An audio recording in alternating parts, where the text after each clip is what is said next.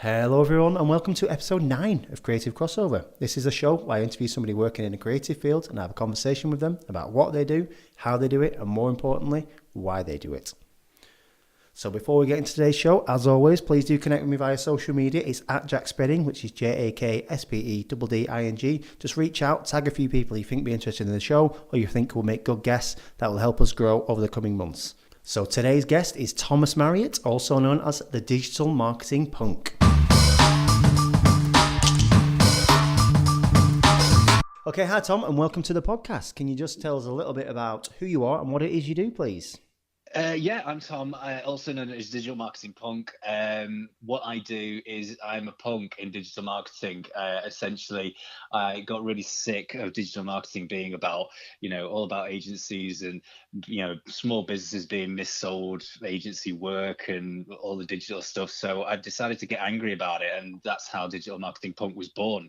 And that's what I do, really. I work for an agency myself. But I kind of thought I'm gonna be a bit loudmouth about it, and that's where punk was born. Cool. Do you have the hair to match? I don't have the hair to match, which is a shame. I'm punk at heart, but not in my exterior. If someone met me in the street, they'd just go, "Oh, look at that nerdlinger." Yeah. But So no pin badges or anything like that attached to you? No, not as yet, not as yet. But one day I might just make my own. Cool. Yeah, cool. So first up, we've got a quick fire round just so everybody can get to know you a little bit. Okay. First off, iPhone or Android? Android. I'm a Google absolute Google nerd, so Android only. Right. Okay. Netflix or YouTube? Oh, I'm going to go completely reverse on what I said by being a Google nerd. But Netflix. Netflix. Cool. You watching anything good at the moment? No, I'm going to be completely upfront and honest, but me and my partner are currently absolutely binge watching all of the First Dates on all 4 at the moment. Oh, right. Okay. I'm punk hardcore. That's why I watch definitely. First Dates. I can tell just from this first 30 seconds or so. Work hard or play hard? Work hard, sadly. I try and mix up. Yeah, exactly. I try and mix up the two, but sadly, with my nerdy and geeky exterior, it usually ends up just being work hard. Yeah. But to be fair, I do go to punk shows quite a lot, and I go to rock shows quite a bit with my partner, which is great. So that's we absolutely scream and shout all the lyrics that we know at the top of our voices. So that's my play hard. Cool. Text or call? Oh, text. I'm sorry. I'm a complete millennial, so I have a fear sometimes. Even though I do all this sort of speaking and stuff, I have an innate fear of phone calls. Yeah. For some reason, I don't like people calling me, and I don't like calling other people for no rational reason. Do you do that thing whatsoever. where you see a number and then you have to really quickly Google it to see who it is? Every single time, and if the number doesn't come up, they do not get answered. Yeah, been there, done that. Love or money? Say that again, sorry. Love or money? Love. Love? Cool. Yes, absolutely. My partner, my sweetheart, is my absolute life and rock, and without her, I would be nothing. Amazing, nice. Book or audiobook? Audiobook. I've grown up on audio. I used to work in radio, so I caught the radio bug a long time ago, and I listened to audiobooks. My first love as a book was The Hitchhiker's Guide to the Galaxy, and I never read it. I only listened to the audiobook. I've read it now since I've grown up and learned how to read. Yeah. My first love was the audiobook of The Hitchhiker's Guide to the Galaxy. Right. Wow. Okay. What would you say is the best thing that you own? Oh, the best thing that I own. That's a difficult one. I would say it's probably my sort of gaming system and my gaming laptop, because I'm quite a big gamer. Right, okay. So sort of my downtime when I do get the chance is sort of gaming and stuff like that. So I'm gonna say that. Yep, cool. And what's the best thing that you don't own? The best thing that I don't own would probably be I'd love a VR kit right now to go with my gaming system. My Yeah, brother's yeah. got one, and it made me very sick. And you'd think that was some kind of weird game that I was playing. I wasn't. I was on Google Maps in a virtual reality world, and it made me ill. Right, But wow. it'd be really cool. Yeah, yeah. I've not really seen the power of VR until we went to Manchester.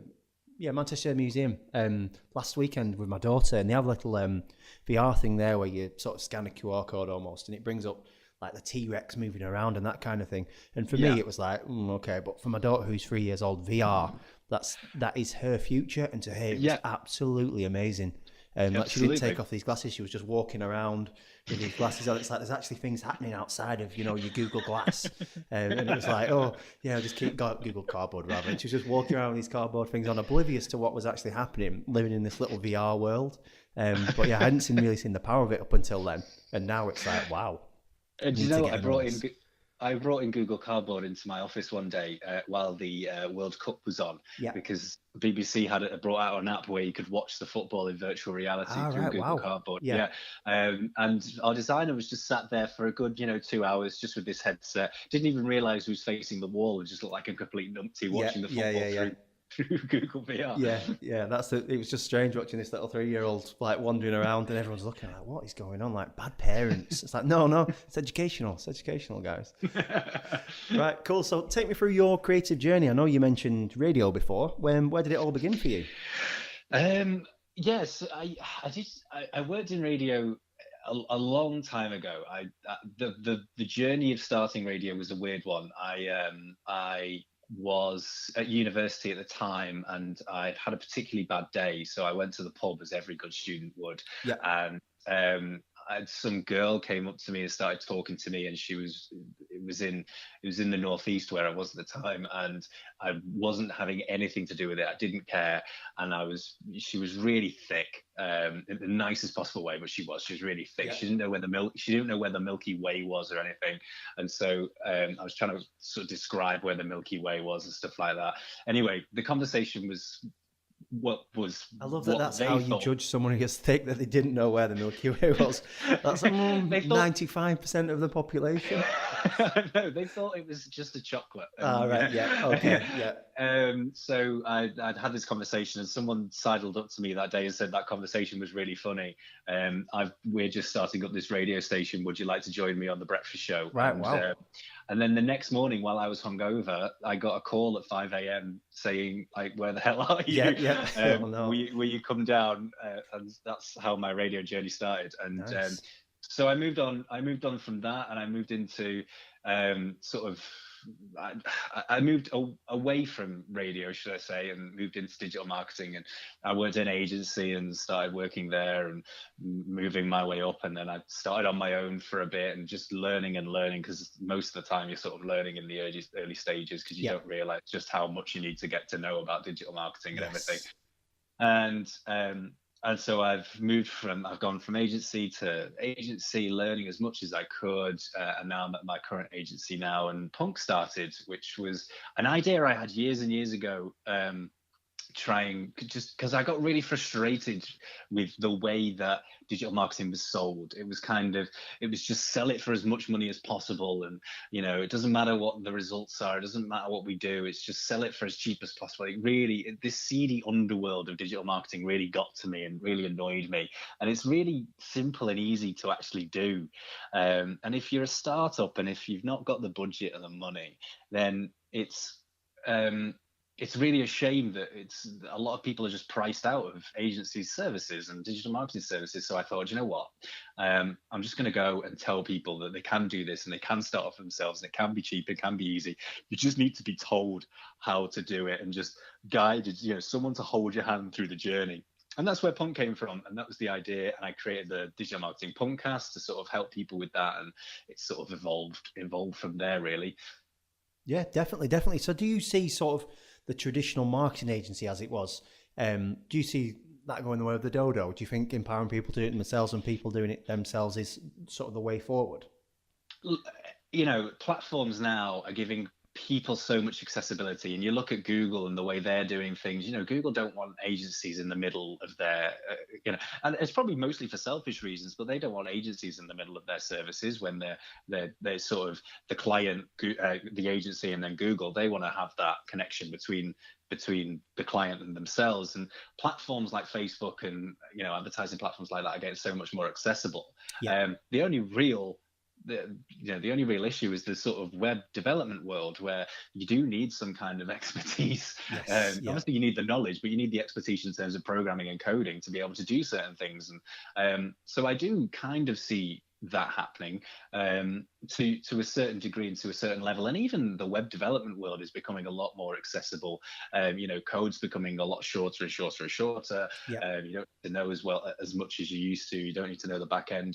WordPress and things like that made web development so much more accessible and things like that. So it is going that way. And things like website, sort of web-based website builders, your Weebly, your Squarespace and things like that, they are making it even more accessible, and they're piling in their digital marketing and SEO sort of functionality in there as well. So it will go that way eventually, and I think people are going to get more and more frustrated with agencies, like they already do. But it's the agency's responsibility to change their ways and their methods, and it's to provide value to them through their expertise, their knowledge, and that way. And I think a lot of agencies that don't do that, they think they can just keep grinding this grindstone and squeeze as much money out of it as they can. They're going to be gone, and they're going to be dead in the water, and it won't be long until that happens, and that's only a good thing.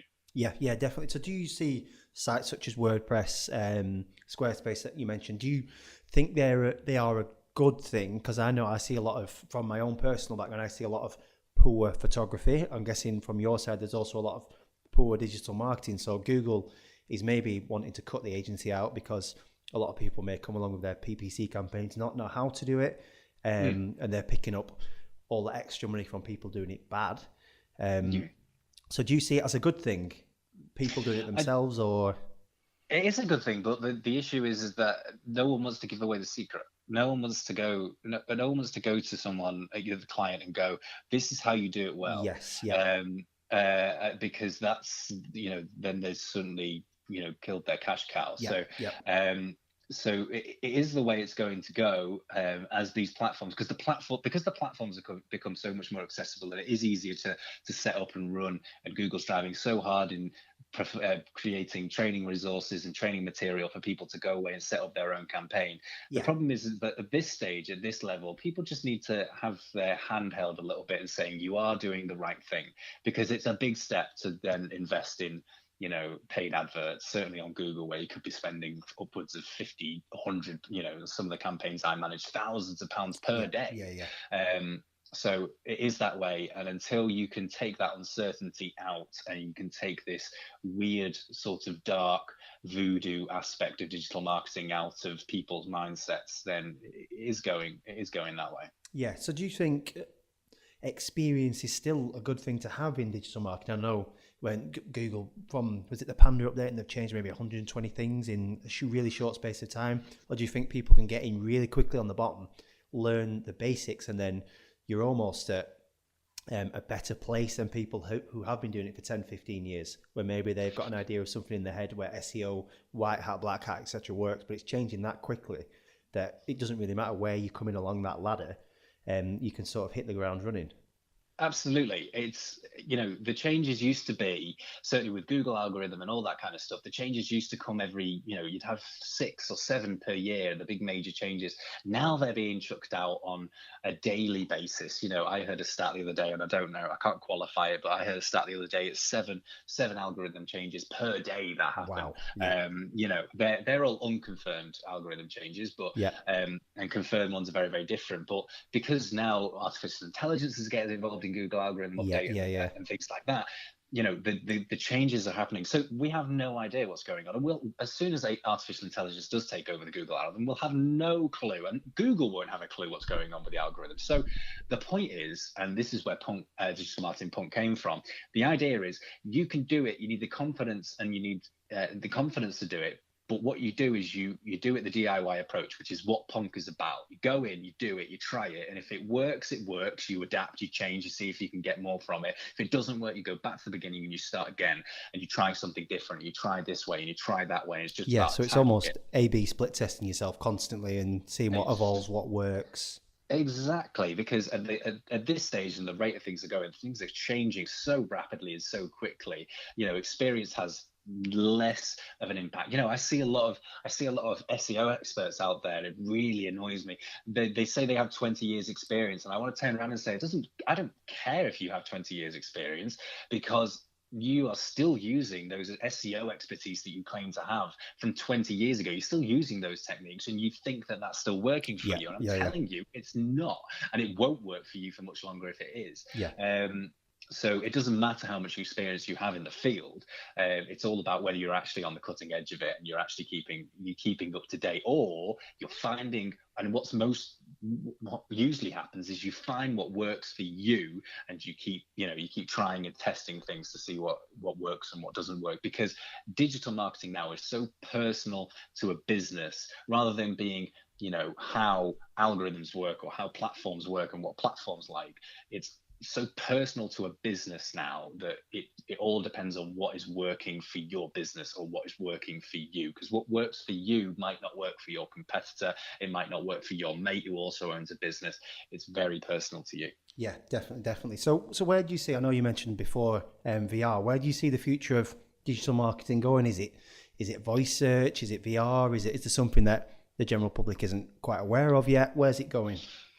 That's a really interesting question, because honestly, I don't quite have an answer. I think a lot of traction is being put in voice at the moment, which is all very exciting and all very cool. And the reason for that is everyone's got an Alexa now, and everyone thinks, they've all got an Alexa in their living room, and they've all got a Google Home. I've got a Google Home, and I use it to turn on Friends on Netflix, and that's about it. But which is all very cool and exciting. Whether it's going to go down that route, I don't know. I think it has its place. I think it'll have its place in, providing that personal assistance and the queries and searches that come from that. Where's my local butcher? Where's my local plumber? What's their phone number? Give them a ring. Make an appointment at my hair salon. Those kind of things, and they have their place. So it's not going to revolutionize everything. It's just going to form part of it. I think AR is another one of those. Not so much VR until the cost of VR comes drastically down. Like I was saying, I wish I had a VR kit, but I don't, because it's so expensive. But AR, augmented reality, is going to be really very, very powerful. Me and my partner were having this conversation last night. My partner hates having conversations with this like this with me, because I'm very much everything should be online. It's good they have it online, and she's very much let's reinvigorate the high street. Because my point was, I saw a video on LinkedIn about these mirrors that you can have with the hair that came, or you can change your hair color and stuff. And that's awesome. And obviously you can do it with your clothing and things like that. And I said, as soon as the price point for that kind of technology gets to a certain level, then stores will buy it, and stores will buy into it, and you'll see them on the high street. But the problem is, as soon as it comes down to that level, the way that technology and how much technology costs now, and the amount that we as consumers are willing to spend on technology products like iPhones and Pixel phones and stupid VR kits that I want myself. As soon as that price point hits a certain point, it doesn't become a high street technology. It becomes a consumer technology. We'll have those mirrors in our bedrooms rather than going to the street and having that high street and having that experience. We'll have them in our bedrooms so we can order and we can see what it's, the dress looks like while it's on. That's a difficult thing. And I think I see that's the way it's going. But certainly AR is going to be really important. Certainly from an e-commerce perspective, I see that being big. And the technology behind that, as long as it's accessible and easy to do and manage, then it's going to be really important. Cool. And back to yourself, what would you say the future holds for yourself? What's your end goal? Oh, what's the end goal? For me, I want to, so I do consulting with my own personal set of clients, which is awesome. I want to expand that on. So, if you are looking for just that advice and hand holding, and just, you want to go through your digital marketing strategy with someone, so you know which direction to go in, because I think that's the problem. Certainly if you're a small business or a startup, you want to be pointed in the right direction. You want to know what it is that you're going to have to go out and learn in order to try and test these trial and error things. So I'm sort of doing that at the moment. I want to grow that out. I've got I'm going to be appearing at a series of sort of conferences and talks this year, which is going to be really cool. I've just realized none of which I can speak about now because none of them have been announced. But Yeah, cool. but I'm going to be doing some talks about, obviously, digital marketing. I'm going to be doing some talks about podcasting, which I think is another really hot topic in digital marketing at the moment, because it seems to have had a little bit of a resurgence, doesn't it, podcasting at the moment? It's a weird thing, and I think these the likes of Google Assistant, Alexa hold a big part of that easy access to it, and there are platforms like Anchor and the like that are making it a lot more popular. You can monetize it a lot easier with platforms like Patreon and things like that. That's causing this resurgence in podcasting, which is really awesome. I've always been a massive lover of podcasting. I wish I'd started my podcast years and years before I actually did. And sadly I didn't. Everyone goes, oh, you rid the wave, as it were, when a podcast started to become popular. And I'm going, no, I had this idea ages ago, but no one released it. Could you tell us a little bit more about your podcast, just while you're on the topic? Yeah, absolutely. So my podcast is called the Digital Marketing Podcast. I try and get experts in their field onto the show and talk about certain elements within the digital marketing world. And they may not be obvious elements in the digital marketing world. For example, I had you on the show, and people don't necessarily equate photography with the digital marketing world, but the so are two interlinked, and it was really important between the two that they need to know about that and they need to understand it, and having that understanding is really important. So I try and get people on talking about certain aspects of digital marketing in their field. Sometimes I just go on solo and talk about the things that I think are important to me, but the point is it's meant to be accessible. So if you are bewildered and bemused by this world of digital marketing, then the Digital Marketing Podcast is there to break it down as easy as possible, so you can just gain enough understanding to go away and try it and do it yourself. It's trying to be inspirational in that way. So I hope it achieves that. But yeah, that's the Digital Marketing Podcast. Cool. You can get that on any platform, all platforms. Cool. Sounds good. Nearly there. What is the one piece of advice you would give somebody trying to get into digital marketing at the moment? Trying to get into digital marketing at the moment. Ooh, that's an interesting one. I get a lot of this. I get a lot of people come to me and ask me, I'm trying to get into digital marketing. What, do I pick a niche? Do I, what should I do? I think my personal piece of advice is to, if you are trying to get into the digital marketing world and you have no experience, people come and say, well, I don't have a client to play with. No one wants to come to me and says, oh, you're trying to get into digital marketing. Here, have my business. Have my business marketing to play with. No one wants to do that. So what do? You need to come up with your own product. And whether that's something, a small little side business, a little side hustle, as Gary Vaynerchuk would call it, something like that, is enough to just get your feet under the table and get a grasp. And I tell you what, I learn more from doing work for Digital Marketing Punk, for example, than I do on my clients, because there's the clients that I work on as an agency, because when you are within the bubble, when you are doing it for you and you know the aspects and the intricacies of it, and you learn a lot more. And I think it's really, really important. You can feed that back into the work that you do when you're in the digital marketing world, and you're doing it for clients. So I think that's really important. Have a little project, whether it's a blog, you just want to talk about the stuff that's on your brain or whatever. Do it and try and promote it as much as possible, and have goals that you want to achieve from that product, and go away and do it, and try everything you can to make that work. And by doing that, you're going to go here, there, and everywhere and try all these different strategies which you're going to be reading up about to go and try and achieve that. And you'll learn more doing that than you will working with any client externally, because you're always going to have the fear when you're working with a client. And sometimes it's best to let go of that fear and just go for it yourself. And then you can take that information, that data that you've acquired, and feed it back into your clients because you know it works. Yeah, definitely. And you don't feel, well, you probably do feel bad wasting your own money, but you won't feel as bad as wasting a client's money, will you? Precisely. It's not, yeah, exactly. It's not someone else's money you're wasting. It's only yours. And okay, you can cry yourself at night, but you don't want an angry client at your doorstep. No. And finally, where can people find you online? Where's the best place to interact with you? I say the best place to interact with me would probably be if you want to interact with me personally, is on LinkedIn. So you just search for Digital Marketing Punk and I come up, I just appear magically. Nice. So search for Digital Marketing Punk and I appear, which is awesome. I'm on Facebook if you go at Digital Marketing Punk. I'm on Twitter, which is punk _ digital. I'm not very active on Twitter, as you can tell by the fact that I wasn't able to recite my Twitter handle as beautifully as I was the rest.